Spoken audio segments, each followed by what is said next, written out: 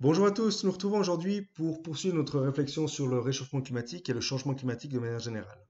La dernière fois, nous avions parlé notamment des causes naturelles d'abord, anthropiques ensuite. Aujourd'hui, nous allons poursuivre sur ces causes anthropiques, non pas en élaborant de nouvelles observations, mais en nous concentrant sur des notions assez particulières, mais qui nous permettent de mieux comprendre l'enjeu actuel de notre situation climatique. Celle de parties par million. Une partie par million, c'est le nombre de molécules sur 1 million de molécules. Et actuellement, les gaz à effet de serre sont présents à raison de 400 parties par million, et ce depuis 2015, alors qu'il n'était que de 260 parties par million en 1750. Donc une augmentation colossale en une durée finalement extrêmement restreinte. Or, pour éviter le changement climatique, il faudrait ne pas franchir 350 parties par million. Ce seuil a été franchi en 1988, date à laquelle le GIEC a été fondé. Le réchauffement climatique est donc une réalité. Quoi qu'on veuille, il est bel et bien présent. On est même aujourd'hui à 400 parties par million. C'est la situation actuelle. Je vous invite à observer ce site si cela vous intéresse pour creuser un petit peu la question. La crainte, c'est les 450 parties par million puisque plusieurs spécialistes affirment que cela pourrait créer le point de basculement, c'est-à-dire le moment à partir duquel on entrerait dans cette boucle de rétroaction, à partir du moment où le réchauffement climatique s'auto-générerait, s'auto-entretiendrait, la chaleur générant la chaleur. Pour rappel, nous avions parlé également de potentiel de réchauffement, et notamment de potentiel de référence, celui du CO2. Or, le méthane, nous l'avions déjà évoqué, réchauffe 21 fois plus. Et comme l'agriculture aujourd'hui se développe énormément, la riziculture en Asie, l'élevage en Occident, Europe, Amérique, de manière souvent très intensive, cela a des conséquences certaines sur le réchauffement climatique. Je vous laisse ici apprécier ce graphique. Et vous avez ici un élément extrêmement important qui concerne la concentration en CO2 par particule par million, ppm donc, sur les quelques derniers milliers d'années. Et vous avez les écarts par rapport à la température actuelle. Ce que l'on constate, c'est qu'à chaque fois que le CO2 s'est concentré en plus grande quantité, les températures ont augmenté. Or aujourd'hui, qui produit du CO2? C'est principalement l'homme. Vous voyez également, pour les dernières décennies, l'évaluation des températures annuelles en Suisse, ici entre 1864 et 2016. Vous voyez que globalement, les températures ne cessent d'augmenter et deviennent de plus en plus chaudes. C'est également ce que représente d'ailleurs ce graphique. La représentation est un petit peu différente, et vous le voyez, les dernières années ont connu une Suisse de plus en plus chaude, avec des pics, notamment 2003, 2011, 2014, 2015. Donc vous voyez, ça se rapproche également de plus en plus. Et c'est ça aussi qui est inquiétant. D'autant que les conséquences seront inégalement réparties. Toutes les régions sont concernées, c'est une évidence. Mais toutes n'ont pas les mêmes capacités à faire face. En Suisse, on est un pays riche, un pays développé, où la technologie permettra de lutter plutôt bien finalement face au réchauffement climatique. Même si la Suisse devrait être plus touchée que d'autres régions, puisque c'est un pays entièrement continental et que le continent se réchauffant plus vite que les océans, l'impact sera plus important. Il en va de même pour bien des régions développées, mais en Afrique par exemple, ou dans les villes les plus pauvres d'Amérique latine, d'Asie du Sud, la situation risque d'être beaucoup plus compliquée. D'autant que nous assisterons progressivement à l'augmentation de la fréquence des événements climatiques extrêmes. Les tempêtes et ouragans par exemple, les inondations, la montée des eaux, les orages extrêmement violents. Tout cela participe à la fragilisation de notre écosystème et à la mise en danger de plus en plus de monde à l'échelle du globe.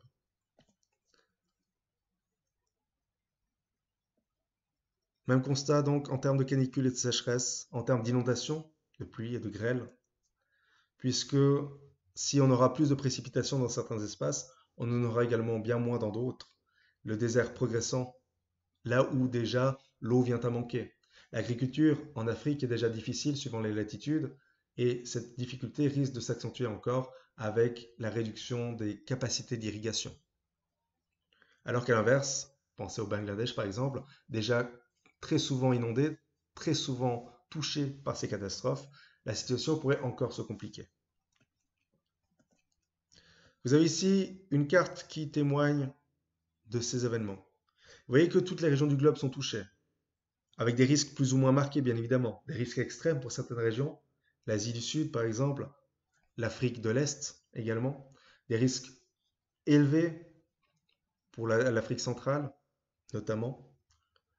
Mais vous avez aussi différents indicateurs qui vous permettent de localiser justement les hausses des précipitations, la baisse des précipitations pour certains espaces, et notamment toute la partie du golfe du Mexique ou de la Méditerranée, l'activité cyclonique qui risque de s'étendre et de toucher de plus en plus de régions, les incendies qui seront de plus en plus légion en Europe, en Australie, au Brésil, aux États-Unis également, la dégradation des ressources halieutiques, c'est-à-dire de tout ce qui relève de l'océan, les barrières de corail par exemple,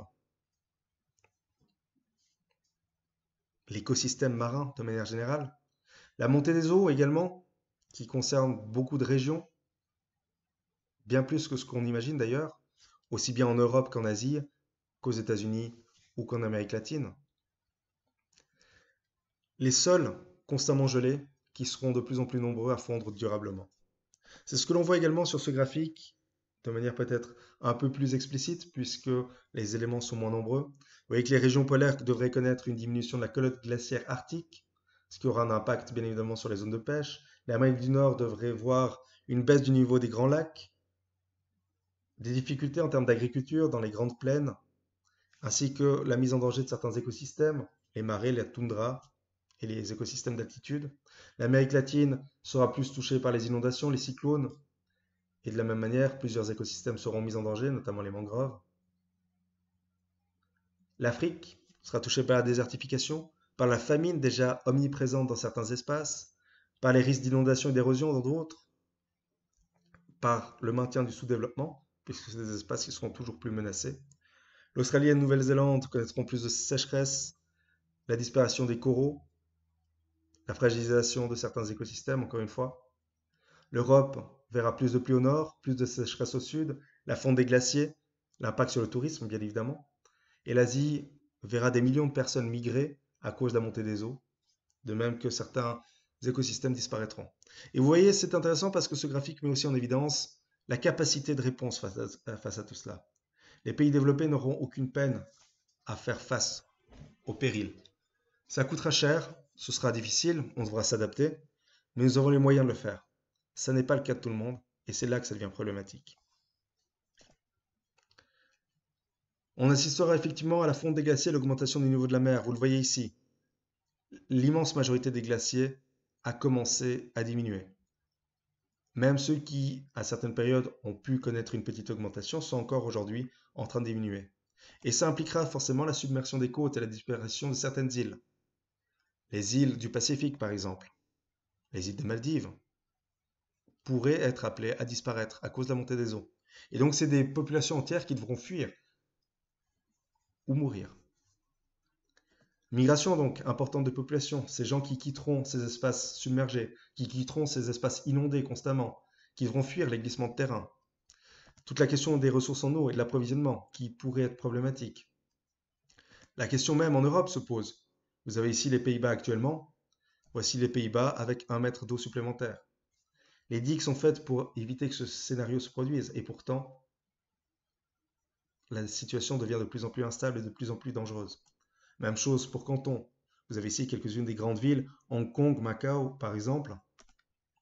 Et voici le scénario avec 1 mètre d'eau supplémentaire. S'agissant de régions extrêmement peuplées, les risques et les conséquences pourraient être dramatiques. Même constat enfin pour Abidjan, qui est l'une des villes les plus peuplées de Côte d'Ivoire, qui pourrait voir l'eau apparaître dans des espaces qui ne sont pas prévus à l'accueillir et qui aujourd'hui abritent énormément de pauvres et de bidonvilles. Déstabilisation des saisons également, puisque ça va avoir un impact sur la faune, la flore et l'agriculture. Plus de chaleur, plus d'humidité, plus de froid, plus de sécheresse. Difficile pour certaines espèces de s'adapter, difficile pour la végétation de tenir, difficile pour l'agriculture de produire autant qu'elle le fait actuellement. Extension finalement de certaines zones de prolifération des maladies. Le paludisme, par exemple, véhiculé actuellement par des moustiques.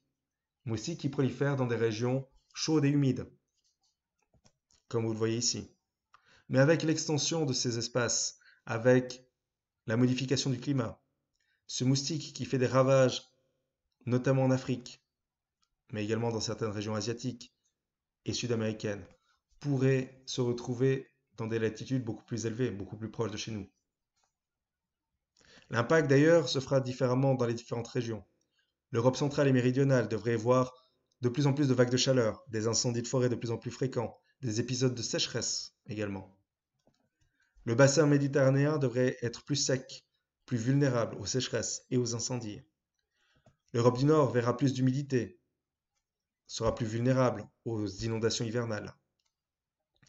Et pour les zones urbaines, qui concernent 4 Européens sur 5 aujourd'hui, elles seront davantage exposées aux vagues de chaleur, aux inondations, à la montée du niveau de la mer, alors qu'elles sont généralement peu préparées pour s'adapter au réchauffement climatique. Et c'est là, encore une fois, l'un des problèmes. Que faire donc pour faire face à tout cela? Réduire les émissions de gaz à effet de serre de 80% à 95% d'ici 2050. Ça paraît colossal, mais c'est ce que nous devons entreprendre. Chaque pas sera bon. Le protocole de Kyoto s'articulait dans ce sens-là, engageant 37 pays industrialisés dès 1997 à réduire leur production de gaz à effet de serre. Malheureusement, les États-Unis, par exemple, s'ils ont signé ce protocole, ne l'ont jamais ratifié, alors même qu'ils sont parmi les plus gros émetteurs de gaz à effet de serre. En d'autres termes, ils ont accepté de faire partie des négociations, mais n'ont jamais accepté de s'engager pleinement dans ces mesures. Et ce ne sont bien évidemment pas les seuls cas qui se présentent, puisque vous le savez, pour la COP21, les États-Unis ont encore une fois refusé de s'impliquer dans ce processus. Donc, il s'agit ici de solutions qui sont mises en place. Ça ne résout rien directement, mais ça encourage à prendre conscience du phénomène, encourage à trouver des solutions face à tout cela, encourage à penser à l'avenir.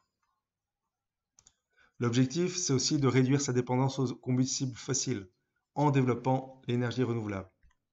Et là, encore une fois, c'est quelque peu inquiétant, puisque vous le savez, avec la crise sanitaire qui nous a tous touchés, le prix du pétrole a considérablement chuté.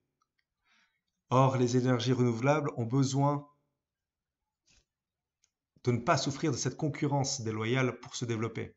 Aujourd'hui, installer des panneaux solaires, ça coûte cher, alors que le pétrole, le charbon coûte bien moins cher.